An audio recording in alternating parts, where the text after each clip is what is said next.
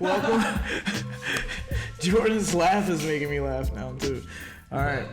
Welcome back to another episode of the Young Black Suburbans. I'm here with a very, very good friend of mine, Marie Pereira. Welcome back to another episode of the Young Black Suburbans. I'm here with Marie Pereira, who used to be my best friend till I chopped her name up.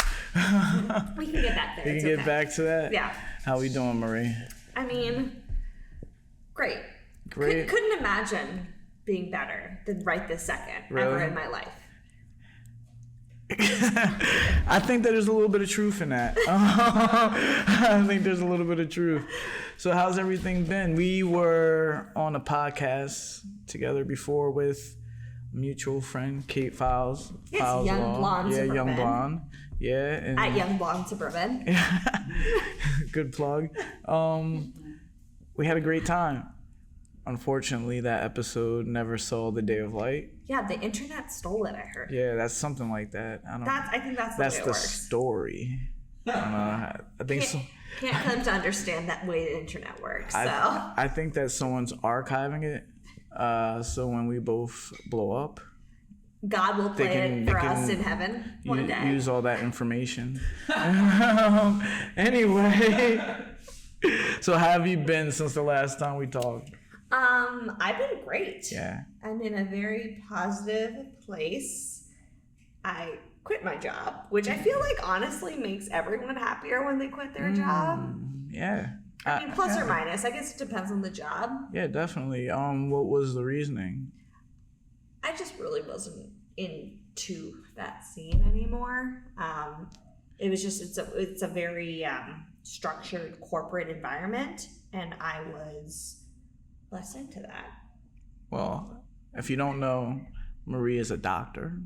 I don't know what you're going to be doing now. I remember on the last podcast, we talked about abortion a lot.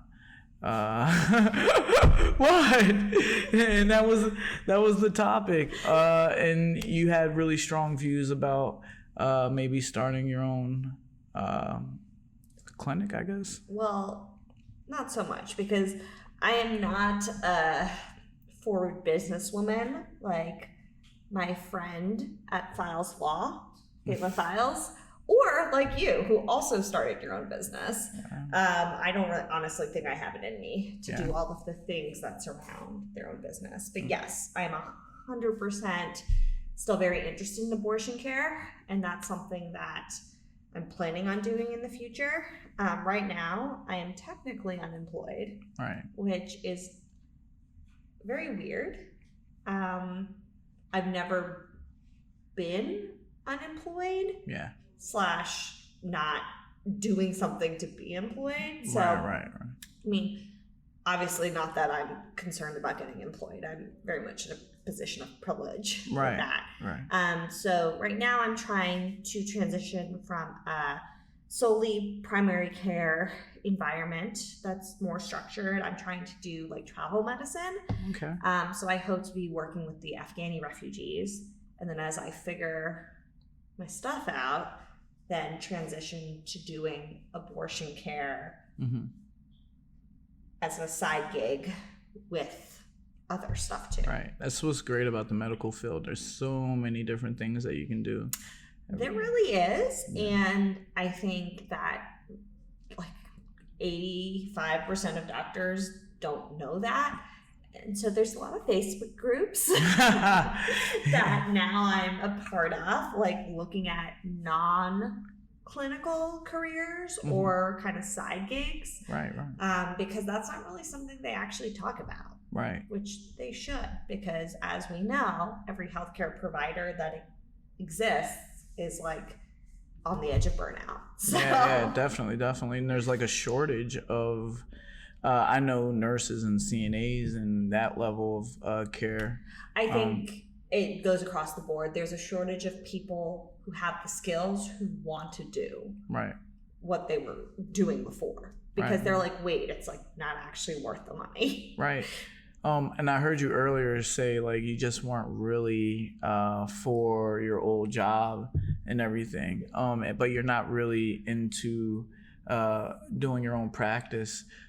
I know, talking to Kate and my own personal experiences, that we started our own businesses almost out of necessity.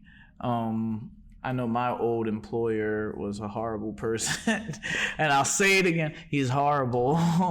And that motivated me to... Does he have a address that we can tag? We're not adding him. He knows who he is. Oh, okay. And you know, I didn't know that I could do it either. It just kind of happens. I'm sure Kate felt, Oh yeah, felt the same way. I think that it's something that it can happen out of necessity, and I have no doubt that, honestly, like, I have fantastic role models in the people around me. So I think it's more, if I decided to do it, it's about figuring out where and what.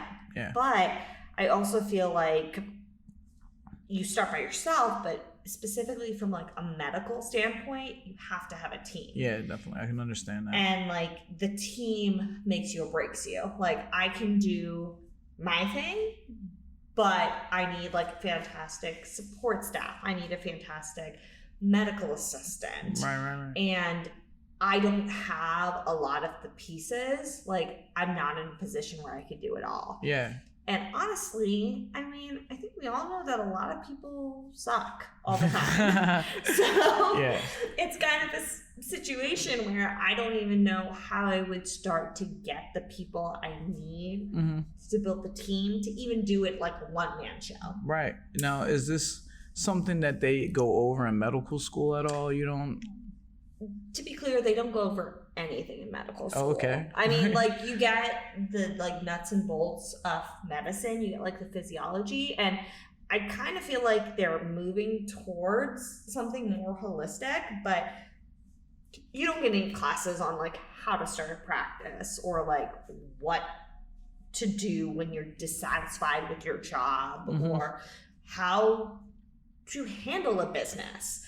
And so a lot of people who are planning on opening their own practice, those are like kind of skills that they're picking up. Right. And I would say that those skills, I guess, are more at their fingertips than it ever has been, because you have resources that are easy to tap into, but it's not like that's a priority. I mean, like, there's a lot of other shit that you have to learn, unfortunately, and then all that other stuff just falls by the wayside. So it's kind of like, just like, learn what you need to learn to do your job, and then anything else you have to learn, you just have to learn on your own time. On the job, yeah. And knowing that, you quit yours. Well, I'm in a privileged position because I have a very supportive family who have supported me through my education. So I don't have like a yoke of loans around my neck. And then also, I have flexibility as a primary care doctor. So, I mean, I could walk into a lot of jobs, which is like kind of, I mean, a privileged thing to say, but like, we all know I'm drowning in privilege. So, I mean, yes, it's a privileged thing to say, but I could walk into primary care jobs because there's a huge need for primary care. Right. So I'm really like picking and choosing, because the goal of leaving one job is to find something you're more satisfied with the second job. Definitely. So, and I hear you say like the word privilege, about 3 times now. Yeah, I'm drowning in it.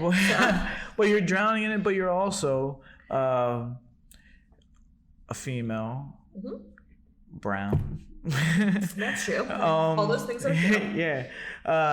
Do you see any? I don't like to point out, people seeing limitations in their field and all that, but do you see any reaction to this brown female coming into the medical field? Well, I mean, I'm Indian, and I mean, my name is Marie Pereira. So a lot of people think I'm Hispanic, but as I'm at core, as an Indian female, I mean, no one is like blinking twice as an Indian person in the medical field, right? Like, I'm very much an overrepresented minority. Right. So in that context and sense, like, no. I mean, all of it made a lot of sense. that being said, as a female, I mean, anytime you walk into a room as like, I'm not gonna even say like anytime you walk into a room with a vagina, someone is gonna assume you're a nurse.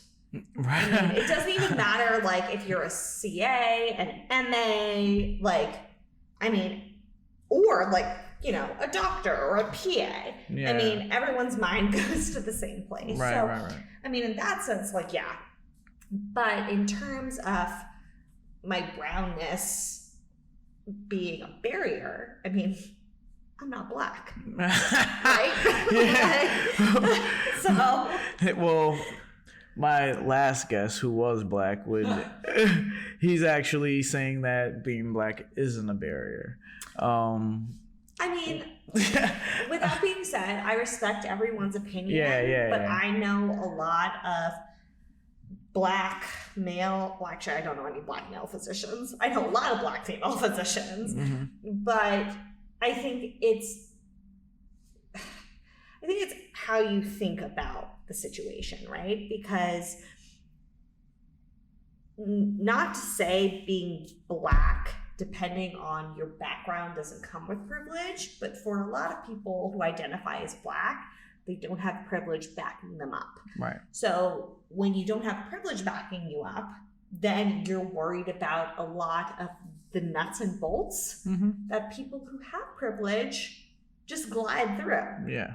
So you're worried about financing, you're worried about things at home, you're worried about supporting your family, you're worried about everything, you know?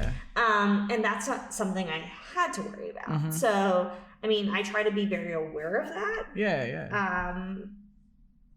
Because, I mean, it should be, let me caveat it. I mean, if you have privilege, I think that it's your job to support the people without privilege. I think. Yeah. That just makes me think about politics and how some people think that some people should pay a little bit more of their fair share so everyone can. Anyway, so you're talking a lot about culture and your culture, specifically. When you decided that you were going to go into the medical field, was it something that, you know, culturally you thought, oh, this is where I want to go? Or is it like you just want to be a doctor? Do you have other doctors in your family? So I'm like very obstinate. And I would say that like a lot of background chuckles.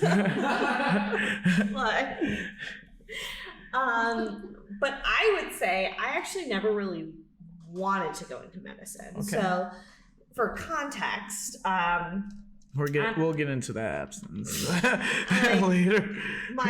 Excuse me, I burped. I don't know if the mic picked that up, but I'm going to apologize anyways. It's going to be like 10 times louder on the mic. I'm a lady, so I apologize, the world. But I'm a first generation American, so both my parents are like very intelligent, but came from, I would say, like, if we're going to translate American culture to Indian culture, I guess like lower middle class Indian backgrounds. So they came, my dad came on like full scholarship to America for like a PhD, and my mom came on a master's, and like I think maybe they paid for it. I honestly don't know. So with a master's from your mom, and your dad got what? He's a PhD. So he's a doctorate in chemical engineering. But they both got those degrees in India? No. So they came over for those degrees. Okay, so they had done their like basic education in India. And so my dad got his PhD in chemical engineering from Notre Dame on a full scholarship. And then my mom, I honestly don't know, but she did a master's in chemistry at American University. Right. And then I was born here. Right. So, I mean, neither of them are medical. I wouldn't say that medicine was something that I was like, I want to be a doctor. Never wanted to be a doctor. I think my dad was really focused on us being a doctor. I have one younger sister. That's why I say us. She was very into that, and I was not. But I got a lot of resistance when I tried to explore my other interests. Oh, yeah. Which were? As a young person, I mean, I was cooking for a little bit. I was like, oh, a cookbook. I wanted to be a poet. I mean, a lot of shit that I'm not great at. I mean, like, maybe I would be if I had explored that part of my personality, but it was quickly shut down. And there was like a lot of butting heads when I was like, oh, I'm going to be like a psychology major at Notre Dame and things like that. So I did find myself doing like science medicine tracks just as like a default because I was like, whatever. But I will say that really came back to bite me in the butt when, like, after all of that, I couldn't really think of something I wanted to do more. Possibly because of exposure, because I was kind of geared that way, but also I was like, shit, like, do I want to do something more than being a doctor? And I couldn't come up with anything. Right. And then I had to battle against younger me kind of being a little fart and not ever studying. So I really complicated my path by that. But now, with that being said, me and my sister are both doctors. So whatever like emotionally manipulative thing my parents did, it worked. And out. honestly, that's the way of Indians. So well, and you went to Notre Dame, and did your little sister as well? Or? No, my sister, who is much more intelligent than me, I will say.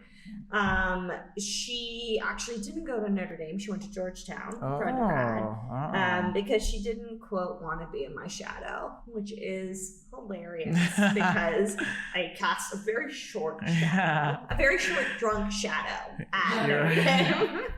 You're like, you don't have to worry about it. No, I literally told her, I was like, you don't have to worry about this. Like, I'm not doing much here.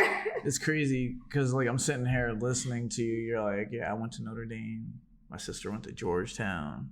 Parents privilege. have I already PhD. We already had that. But to hear it come out of someone's mouth, and you say it not as someone that sounds like they have privilege. You say it like, this is my life. You know? Well, I will say, and like, again, I think my mom had to throw the word privilege around.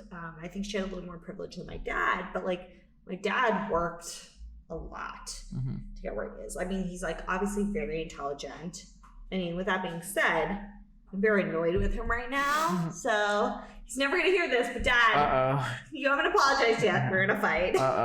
But Mr. Pereira. Yeah, let's just throw that in. It's at Young Black Suburban on YouTube. Yeah. Mr. Pereira. Yeah, if you want to, like, he doesn't know how to use the internet, I think, in any way, so he wouldn't be able to respond to this. But I mean, like, he went through a lot. I mean, to explain the ins and outs of Indian politics would be exhausting, but I mean, he dealt with a lot. Like, he had like he's very smart, and he went to this, like, it's called IIT. I don't know what the viewership is like, but it's like the Harvard of Indian schools, and it's like an acceptance test. Okay. So it's like our SATs you take to get into the school, and kids train from like birth. Right. Okay. So the 60 Minutes did a little piece on it. He made me watch it. I was like, I don't care about this.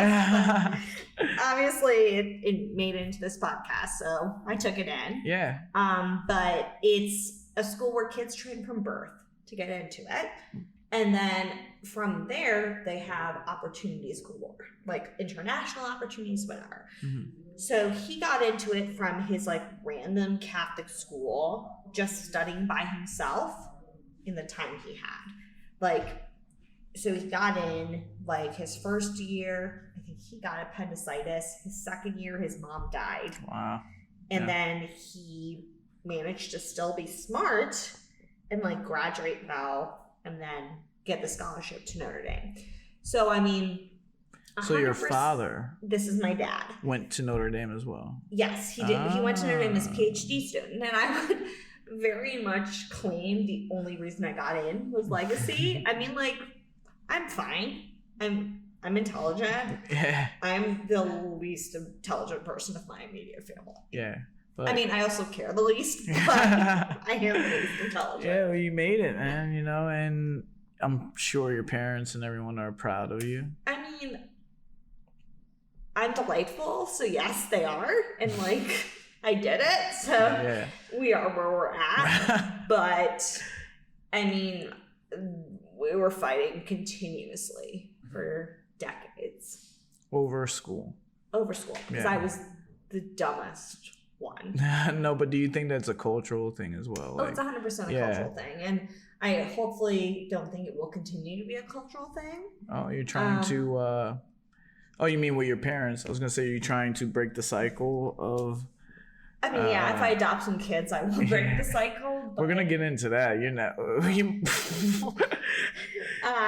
But I hope that Indian families are now realizing, and I mean, I see this in a very general way because I'm like lightly Indian. Obviously, I'm first generation, but I'm a Catholic Indian. So there's a lot of culture that comes along with the religion that my family doesn't share. Right. But I do in general think that Indian culture, as they stay in this country longer, are realizing there are different paths to success than just the traditional ones. Yeah. And hopefully they let their kids do that. Mm-hmm. Well, you know, it's kind of, if I had to relate to you, it's hard to deviate from what your parents set out for you. For me, obviously, I did exactly what my dad don't get me wrong. I met your dad and he's fantastic. But I'm joking. I do think you've done more with your skills than he has, right? I mean, in terms of growing a business, starting a business. Yeah, that's different. And to me, it's different. The privilege that I got from my father is being named after him. It's not monetary. Yeah, privilege of a name. Privilege of a name, which is a lot. Well, especially I think in the boxing culture, it's huge. It's a lot. But other than that, there's a bug, guys. I don't know where it's coming from, but other than that, you know, the name and where I was raised, where he was able to move me to, but I didn't have the privilege of having generational wealth back me, even though he had money. You know, I didn't have the privilege of that. And I would say, honestly, for my parents, it's not like they had money when they came here. Yeah. So, like, my mom, I don't know what her parents did in terms of paying for education, but, like, she tells the story about how Roy Rogers, I don't know if those still exist, but, like, she'd go and buy, like, $1.29 burger or whatever. I don't know, inflation. This is it's probably $5 now. Yeah. And then they used to have like an open fixings bar. So she'd like buy like the cheapest thing on the menu and like steal things from the fixings bar. Yeah. You know, and like she would eat that. So don't get me wrong. Like my parents definitely struggled. Yeah. A ton. Like they really like grinded when they were here and they were like, hey, like we're here, we're getting educated, we're gonna make money. And like, I mean, I think that at this point, we know that like a lot of times with education comes privilege. And I think that from an Indian perspective, that's our sweet spot. Yeah, right? yeah, definitely. Get educated, get privilege. Yeah. So for them, they got educated, they grinded, and then they just saved. So like, don't get me wrong, like I assume they were making good money, but like for my parents, we're like the priority, like me and my sister. And like, I'm kind of a jerk. My sister's kind of a jerk, plus or minus, less than me. I don't know, depends who you're talking to. But I think I need your dad on the show.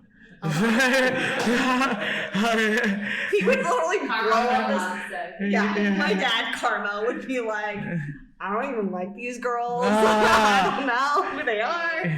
But do you remember, is this something, do you remember them struggling and making it, or do you not? Is it something that, it's always been in your lifetime? So the thing I would say is that, like, my family never lived beyond their means. Mm-hmm. Like, even when we were growing up, like, my parents live in the house that they got before I was born, so like they've never lived beyond their means. Like, their priority has always been like educating us and getting us to where we need to go. Right. So, I mean, with that being said, like, they still live there.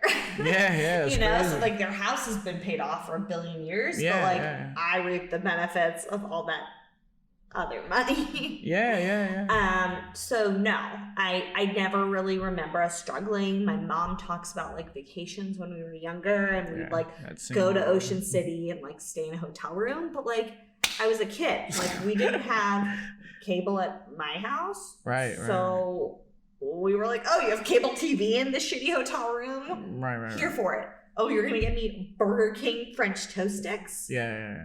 Can we get sponsors from Burger King? Do you think? Probably not. But they might name a meal after you or something. I don't know. Mind your names. Yeah. But literally, like, that's where my head was at when I was little. So, like,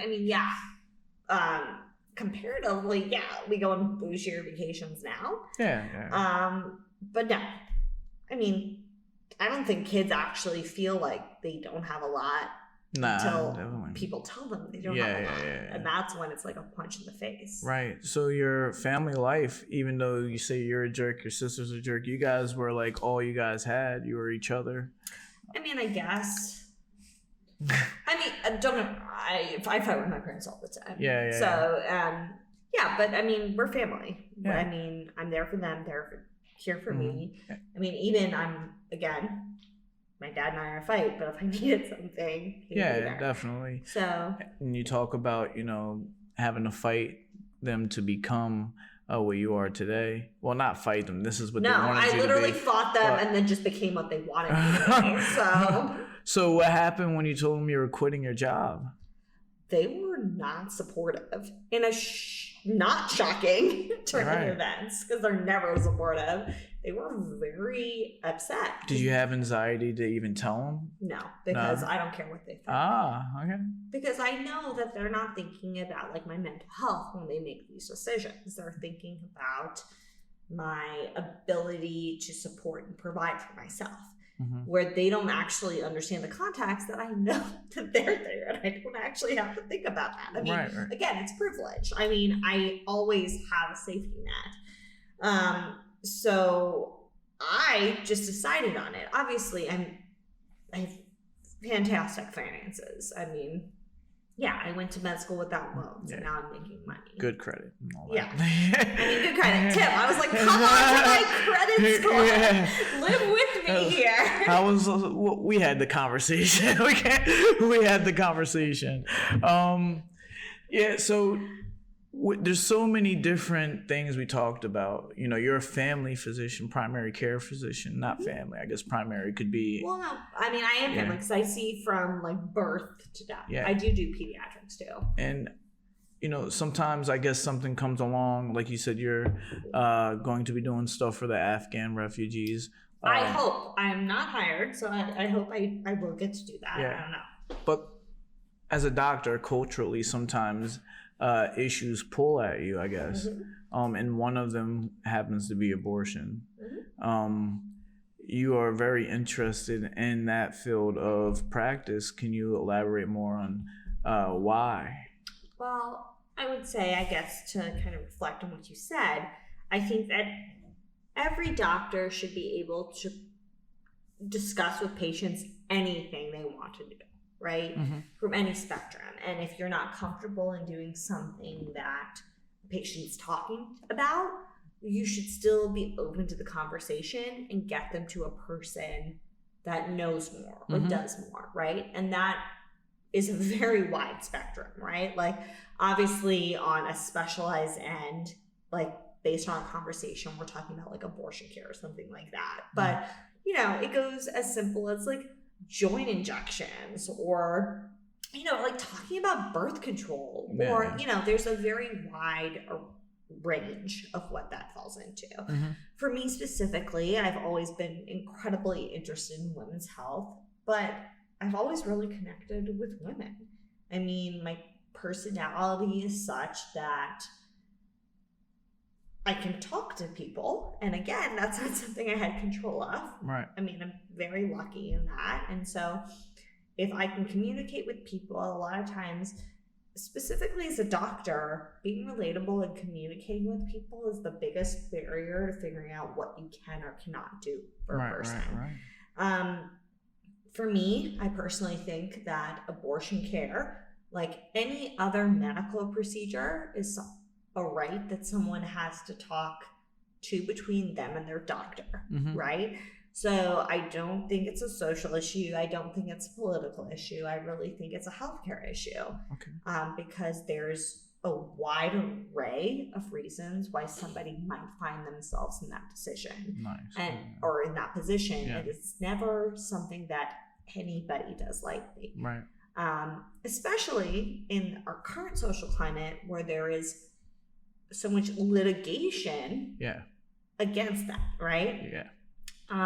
With that being said, I do feel like it's right. And as a person who believes strongly in that and has the skills to provide that service, I do feel like I would like to be able to provide that service to people. Do you see a lot of conflict between actual doctors when it comes to their personal beliefs and giving care? Because as a normal person, you're thinking you're going to see a doctor. It's his job to treat you no matter what. You go to the hospital, you feel like no matter what, this doctor takes an oath or whatever to treat you. Now, I know that abortion might not be that kind of procedure or something, but do you see a lot of your colleagues putting their personal beliefs into their practices? Well, I would say that's, I don't know how to phrase this. I would say that most providers, if they're not comfortable providing abortion care for whatever reason, they do very readily refer that procedure out. So as a physician, I think most physician providers agree. And not to throw stones or cast stones. I mean, I don't remember the biblical expression, but I would say probably like 95. This is a made up statistic, but like 95. A majority. But like a majority of providers who are not comfortable providing abortion care services themselves will not happily, but like very much are willing to refer people to physicians and places that do provide those services. Right. I mean, obviously I went to Notre Dame. It's a Catholic school. I trained alongside OBs, and a lot of people just decide, and like even my fellow family medicine providers, they decide really early on whether or not this is a service they're willing to provide. But as a physician, there's no barrier to connecting people with the services they need. Definitely. Again, I think the whole mentality is that this is a medical service that needs to be provided. Right. So if you're a doctor that's not comfortable with it, it's like if someone came to me and like, can I have a hernia operation? I'd be like, well, not for me because I'm a family practice physician. So yes, I will get you to a doctor that can provide that service. And I think that this falls into the exact same category. There's doctors that are comfortable, there's doctors that are not, there are doctors that are better trained, but it is a medical procedure. Right. So you feel like not no matter what, but doctors do respect the fact that it is medicine and it's something that they should. Right? I mean, I cannot speak to any individual doctor, but I would say by and large, every physician I know that is not comfortable with abortion care, they would never act as a barrier to that. But that goes with anything that any doctor does, right? Like you never you should not be a barrier to care. Mm-hmm. You are supposed to be a gateway to care, Yeah, whether definitely. that's orthopedic care, endocrine care, like rheumatology. You know what I mean? Like, you are supposed to be a gateway as a primary care physician. So whether or not you believe in something, it's not about beliefs. Like, we operate in facts. Right. And this should be like a PSA to the world. Live on facts. Right? Yeah. Like, facts are supported by data. Facts are supported by science. And we live in a climate where we don't care about those. Well, some of us do, and it's easy to manipulate, or it's easy to. But here's the thing. Facts are facts. Yeah, facts are facts. Data facts. are data. So, like, once you start manipulating things, it's no longer facts or data. So that's true. And not all the time the consumer is aware of that, is what I'm trying to say. There's different angles and different news outlets that give us certain news. It depends on your sources. Yeah. It 100% depends on your sources. But at the end of the day, the core facts are always the facts. I agree. Right. How do you feel about Texas? Now, this is bad. Not. I feel bad about Texas. But not as a doctor, though, as just a regular human as a being. woman? Yeah, as a woman. Bad. Yeah. Still bad. Bad. Yeah. So what their law is doing is stopping abortion with within after 6 weeks. So what their law is doing, and again, I went to a beer festival before this. I'm drinking a beer as we speak. Essentially, what their law is doing is criminalizing providers and associates, people who are trying to connect people to abortion care. Right. So anybody on the street can sue any provider it's actually not about the patient, to my understanding. You're suing providers and people associated with that for providing a service that is medical. Yeah. Right? It doesn't make any sense at all. And a lot of things in America don't make sense, so it's fine. Yeah. It's part of the way we work, unfortunately. But again, it's about criminalizing a medical procedure that in a country where we think that where we claim that healthcare is a right. You're opening up a lot of can of worms there because,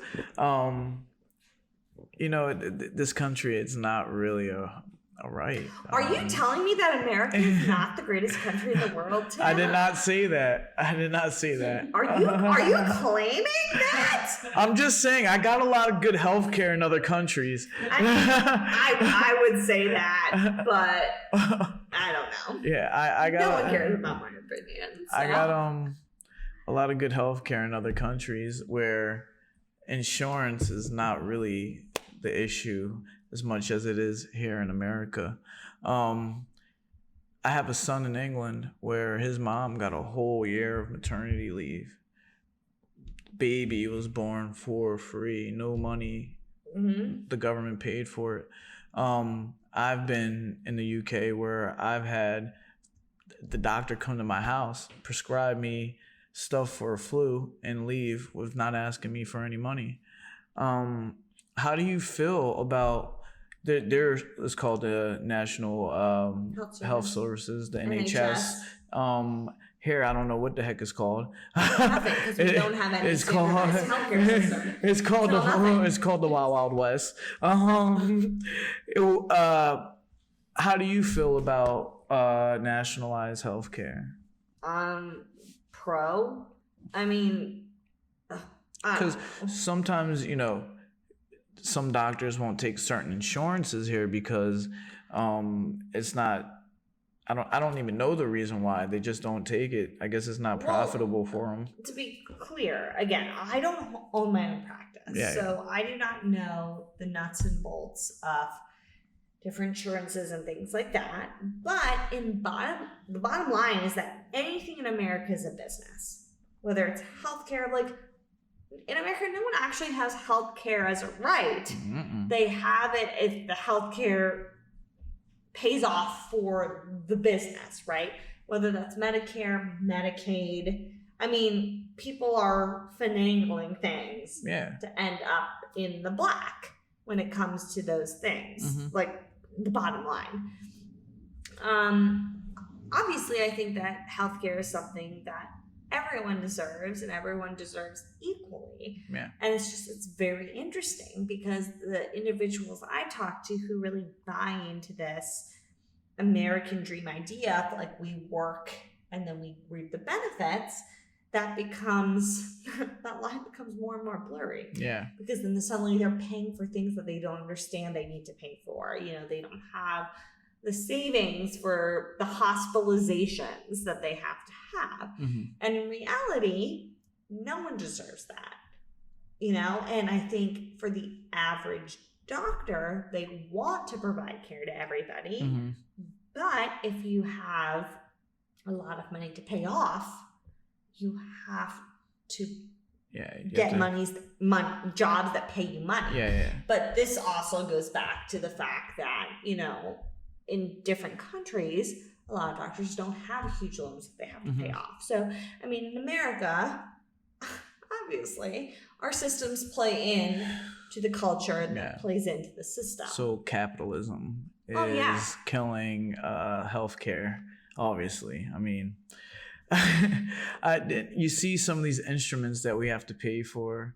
It's like you pay for the sheets of the bed in the hospital, $300. Yeah. Well, I mean, a needle is really expensive. That's absolutely absurd. Yeah. 100%. But like, for instance, my stethoscope that was cracked, it cost me like $300 to replace.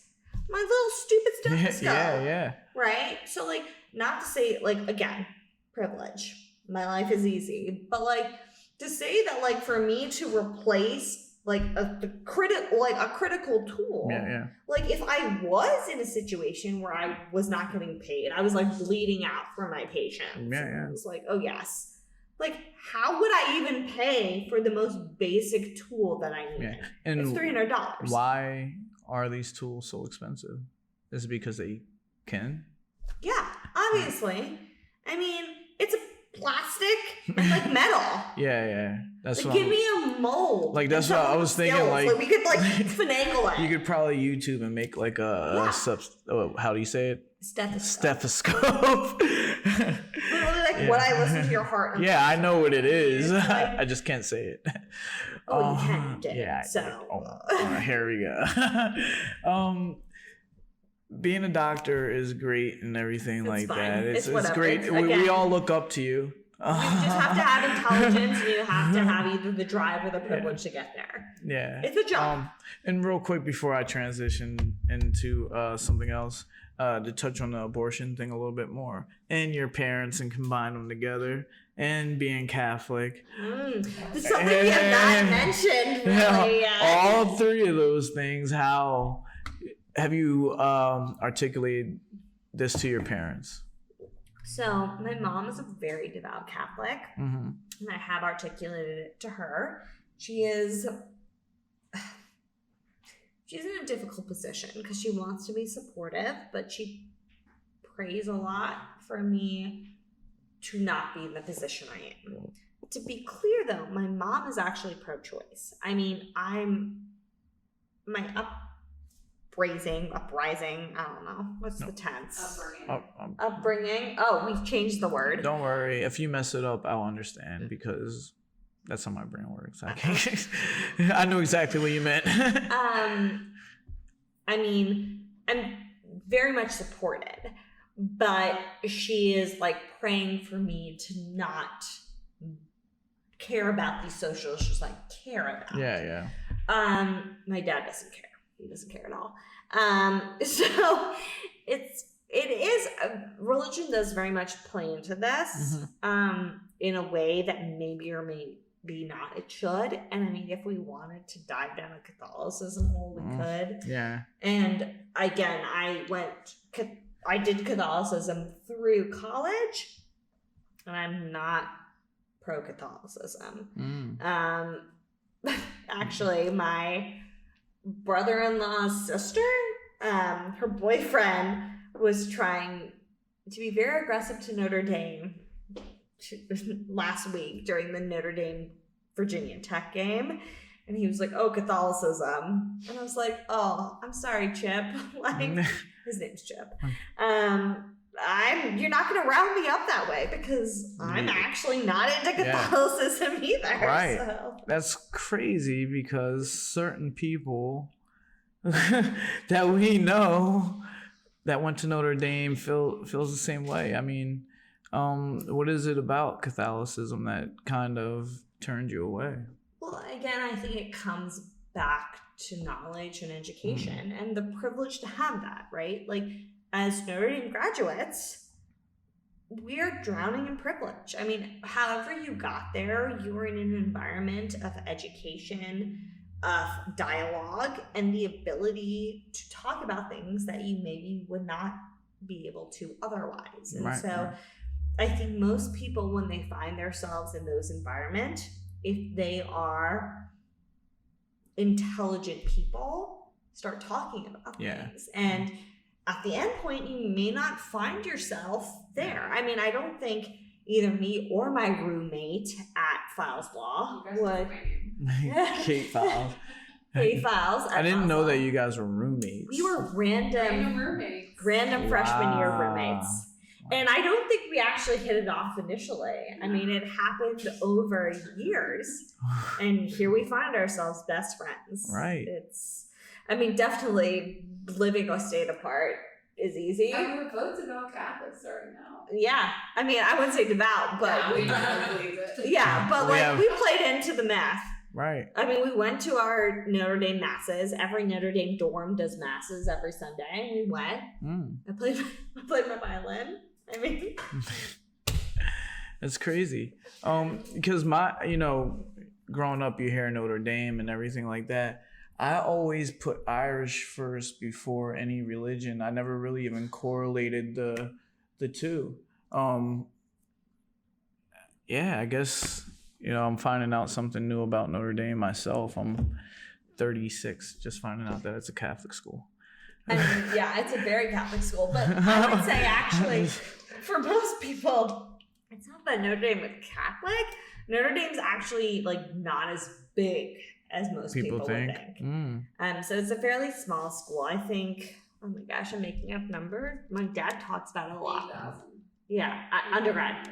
Yeah, it's like 8,000 undergrad. Wow.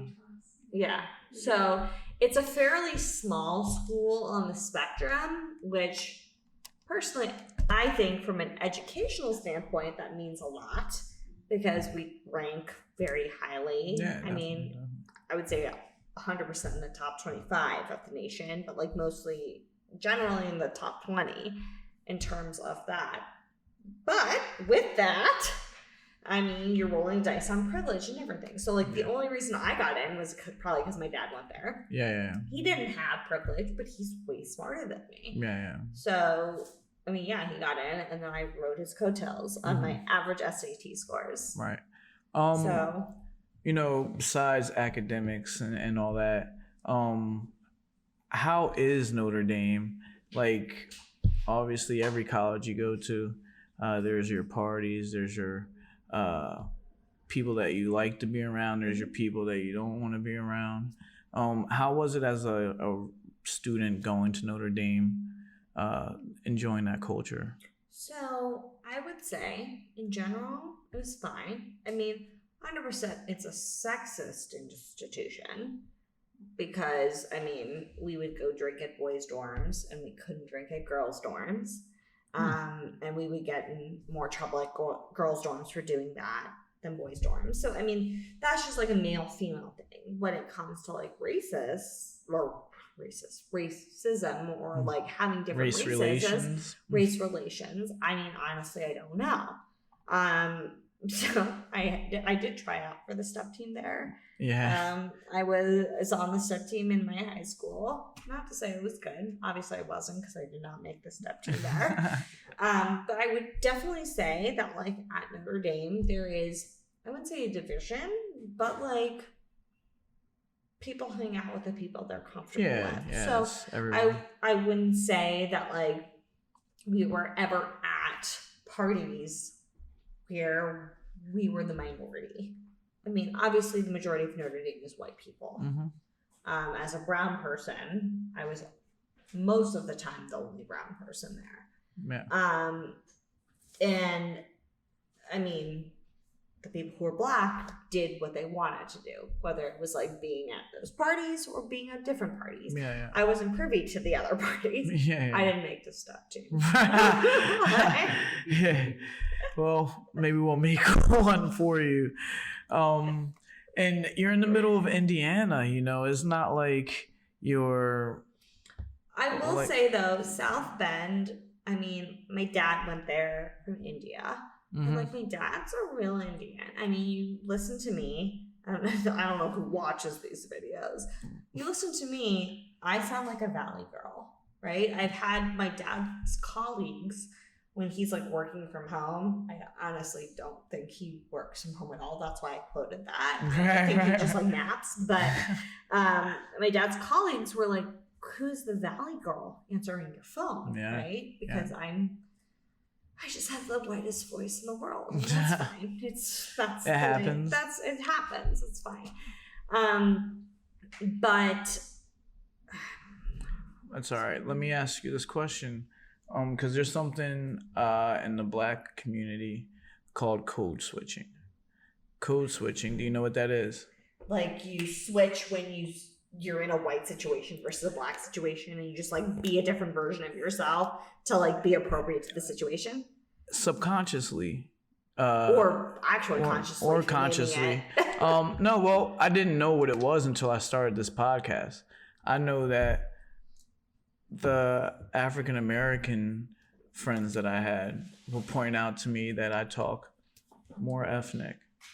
Not more ethnic, more...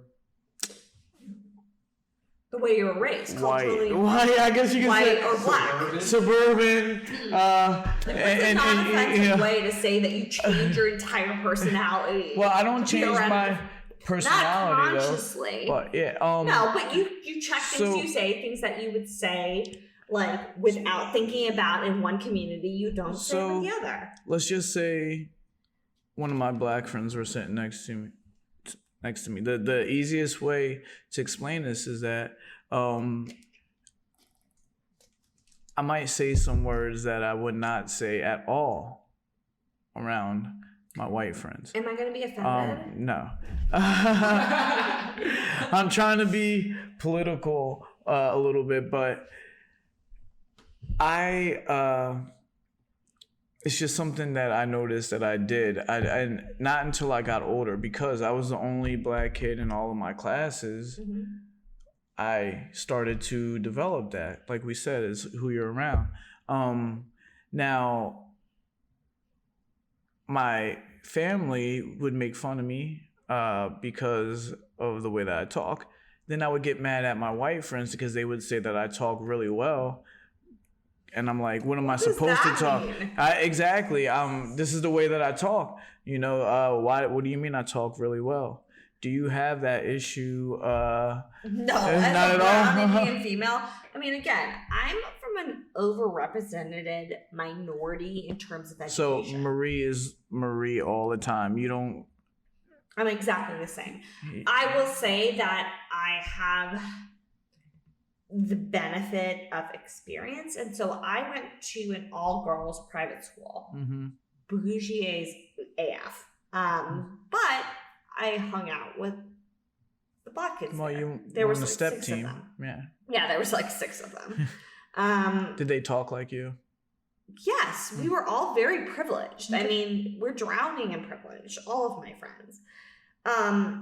But we went to BSA, Black Student Alliance meetings. Like, I mean, this was part of my social life. So, like, I've always got it. It's just like, I've never actually had to live it in any real way. I mean, even now, I'm in a position of privilege as like any activist I would call myself, right? Like, I've never had to deal with any of the groundwork. You just decide that, yeah, obviously this is the way I'm going to do it because all the other ways are stupid and dumb and wrong, which I believe are a fact. Other people might not, but like that is a privileged thing, not to have to fight for your opinion. Yeah. And I'm very lucky. Yeah. As a female, I think that, you know, it might be a little bit different. Like you said, in Notre Dame, you had those issues with. I mean, but it's like, it's just like a breath. I mean, that's not really like an issue. Yeah. It's just you're among other privileged people and you do what you have to do to drink alcohol because you're underage. Right. So, I mean, Right. It's not like you're even like trying to have social issues. You're like, oh, but I want to go out tonight, so where can I go? So that's perfect segue. Yeah. Into what we're gonna get into next. Oh, what are we we're gonna get into next. We're gonna get into what we got into on the first podcast. What could it be? Your personal life. We're not there already. This is a segue, Tim. Personal life. I remember on the first podcast, we had a conversation of you saying that you never had a boyfriend. Yeah, nothing's changed. Things have changed. No, I said. Oh, nothing's Nothing changed. So nothing has changed. I'm in exactly the same position that I was previously. So you're a doctor, 33. Is that how old you are? Yeah, 30. that's Sorry, it. She's. It's okay. I'm not embarrassed of my age. I did 33. actually just find a gray leg hair, which was weird. On your leg. On my leg. It's weird. I think a lot of women would agree that's weird, but whatever. I digress. Continue. When you have one, then you'll see two, and trust me. I know. It's obviously I'm only going to get older from here. But so. Explain to us what you mean by you never had a boyfriend. I don't understand the question. So, because when we were on the first podcast, you said you never had a boyfriend, and then I was stunned, and I said, "Wait a minute." Right. It doesn't make any sense at all. I'm such a catch. Rephrase your question. But I said, wait a minute. Sense. Does that mean that you have never had a relationship? Like relations with... Oh my God, Tim. Like...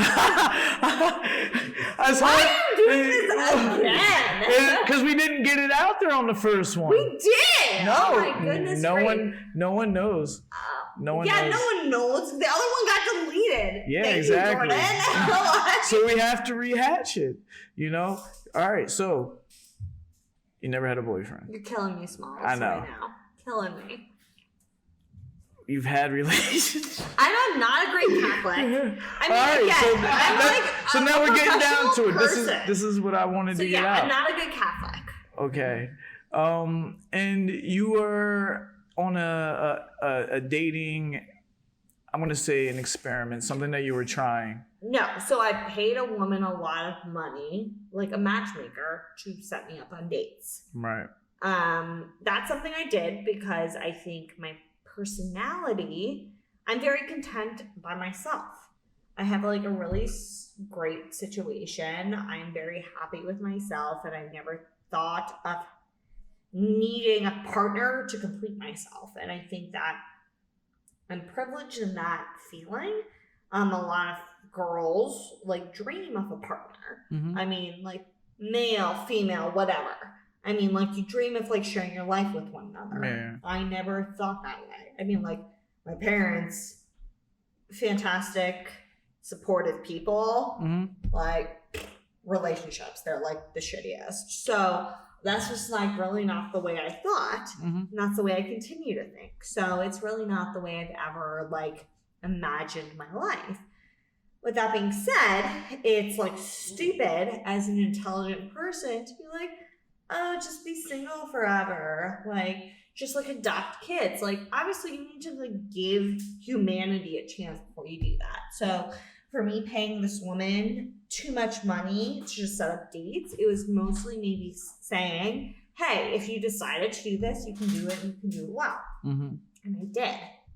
I'm a fucking amazing dater. Obviously. Okay. Yeah. Listen to our fantastic dialogue. I believe you. Yeah, like I'm really good at it. So as I knew before, I'm the biggest barrier to whether or not I date somebody. Right. And that's okay. Yeah, definitely.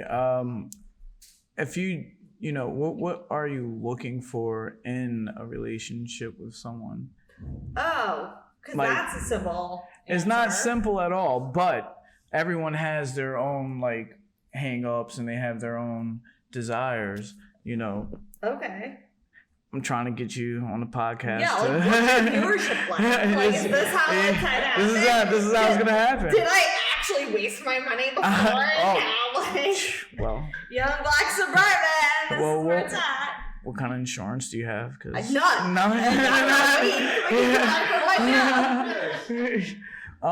No, but seriously, like, let's just forget that. I mean, we all know what I want. Well, yeah, I want a normal, bangable, hot dude. I mean, did you have to tell this dating lady that?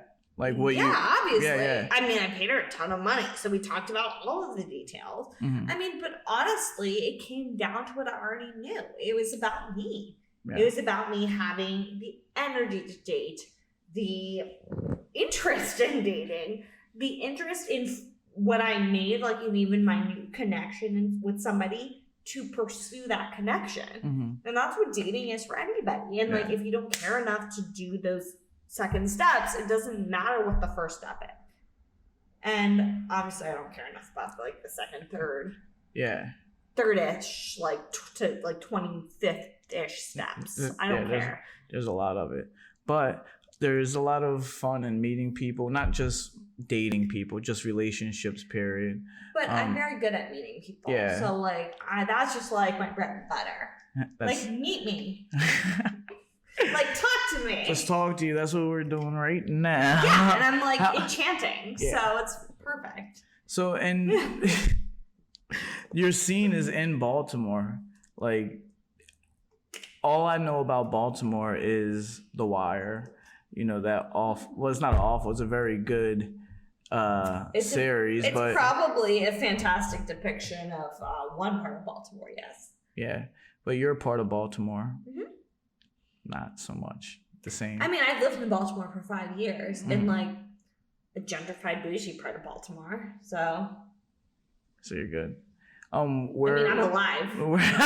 Where are you originally from? I'm from Maryland, a Maryland. bougie part of Maryland, Montgomery County. So it's outside of DC. It's called like the DMV. It's like commuters into DC. Mm-hmm. And going from there to Notre Dame, and actually being here in Philadelphia, plenty of times, do you see differences in different stages, different places, or do you see a lot of the same in the people that you're around, the things that you're doing? I think it's really about the people you surround yourself Yeah. with. So, I mean, again, not to say the word one more time, but Keep like, going. I live Go in ahead. like an educated privilege bubble, Mhm. right? So I went from one educated privilege bubble, you know, regardless of race. You know, the people that lived in my bubble were educated and privileged. Mhm. To a different educated privilege bubble in South Bend. Different people, different education and privilege. Different than what I was used to in terms of the things that exist beyond that, right? Like, I was BSA in high school, and Mhm. when I participated in like diversity things at Notre Dame, I actually got opposition from people, which was not something I had prior to that.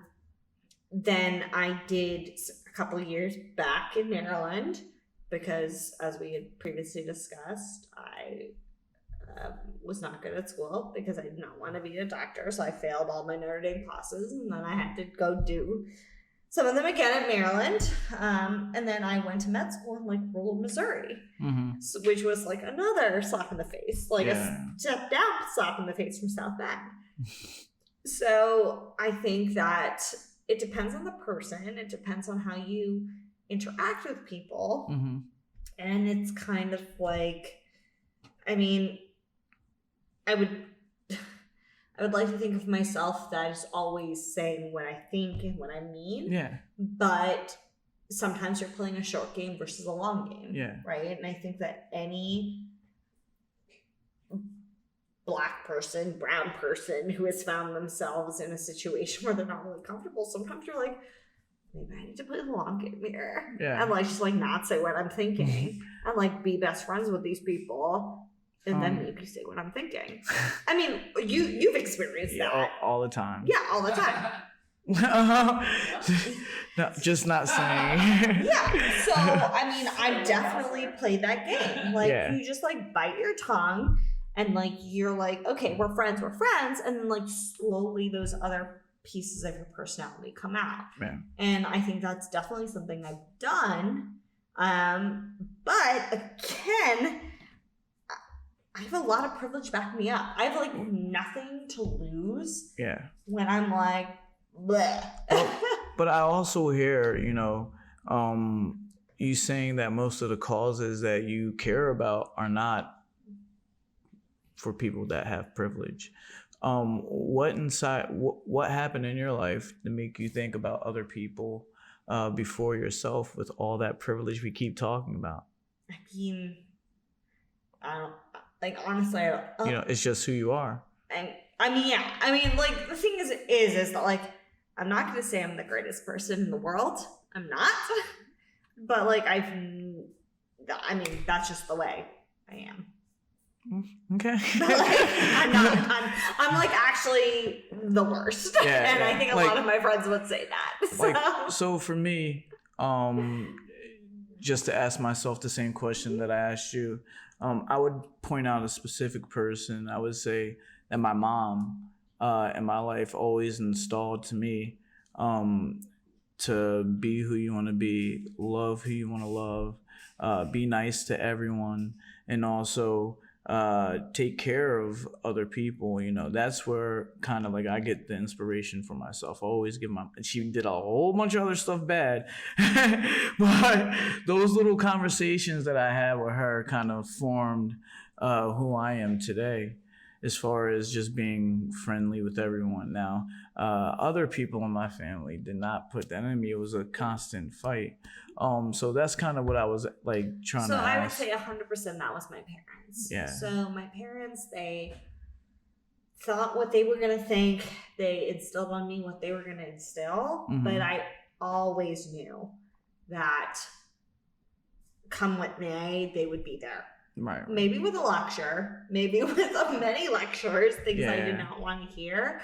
But like I always could fall back on them. And for me, their like prevailing message was love. I mean, I would say I ignored all of the other message. I really picked and choose like what I wanted. Yeah. A la carte it. Essentially, with my parents, I knew they loved me no matter what, and like I could do whatever I want and fall back on them. I mean, there was a lot of crying and fights along the way, but I knew that was the baseline. Yeah, and that was probably it for me. Yeah, I mean, all you need is support at the base, and then you can pick and choose what you do on the way up. Right. If the base is like weak, it makes it a lot harder. Yeah, definitely. This is pretty much close to the end of talking to you. How is that possible, I know, Tim? it's crazy. But what I wanted to say is, you quit your job and everything. I don't know if you really know what's going on next, but what do you hope to happen next for yourself? So I really hope that I'm doing my travel medicine, so I really hope I'm able to do that with populations I like. I really hope that it enables me to be more there for my family in the way I need to be. Right. And then I hope that after that, I figure my shit out so I can if I want to have a family and whatever that means, for me, I would love to adopt a kid at any age, or I guess technically date somebody and meet them and marry them or whatever. Or not marry them, to be clear. Obviously, I don't care. Okay. But whatever that means, like move forward in that. So I just hope whatever my next step is makes me more available to hit those goals. Right. Nice. And for other people that are watching you and want to, hear more about you or whatever, one thing, you don't have to do this. You can tell them where they can contact you. So I guess you can contact me on my Instagram. Which is at Marie. MAP8765. All right. My initials actually spell the word nap, which is why. I never even put 2 and 2 together. I mean, why would you? Yeah, because that would be a weird thing for you to know. But What is your Instagram? MAP8765. I mean, if you actually had questions, I'd be very happy to answer any of them in terms of college, in terms of getting into medicine, if that's your interest, or any healthcare field, or anything after that. I would be so happy to introduce or like dialogue with anybody. If someone sees this and they slide into your DMs, like, you know what that means? You are older than me. Why would I know? I don't know, man. It's my code switch, and I gotta see if you know the lingo. Yeah. If some like amazing person slid into my DMs, you'll respond. and they were bangable. Yeah, I would respond. That's the medical term. Yeah, it's a subjective term, but like objective, I think, to most people. Yeah. Do you have a message that you want to tell the world before we close out? Yeah, I would say reach out to any of the people around you as resources that you have, right? There's people who live there every day with people or individuals that they don't feel like they can like talk to or connect to. Mm-hmm. But if you have a resource that you feel like you can learn something from, just ask. You don't lose anything from asking. And a lot of times if you gain something, you gain a lot. Right. So just ask. Cool. Do you recommend med school? I mean, I think any doctor would not say, if they were actually being real with themselves, they wouldn't say that outright. But I think if it's for you, it's for you, but you should know what you're getting into. So talk to a fellow doctor on real terms.